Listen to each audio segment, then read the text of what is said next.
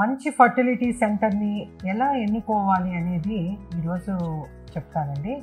ఒకటి first doctor experience అయితే మీరు తప్పకుండా చూడాలి.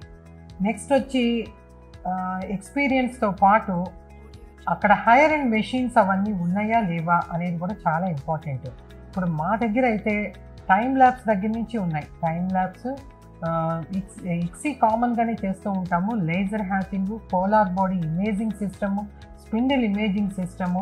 సో అడ్వాన్స్డ్ టెక్నాలజీ అంతా కూడా మన దగ్గర ఉంది. అట్లనే వెరీ గుడ్ ఎంబ్రియాలజిస్టులు మన దగ్గర రౌండ్ ద క్లాక్ చక్కగా మంచి ఎంబ్రియాలజిస్టులు వర్క్ చేస్తూ ఉంటారు.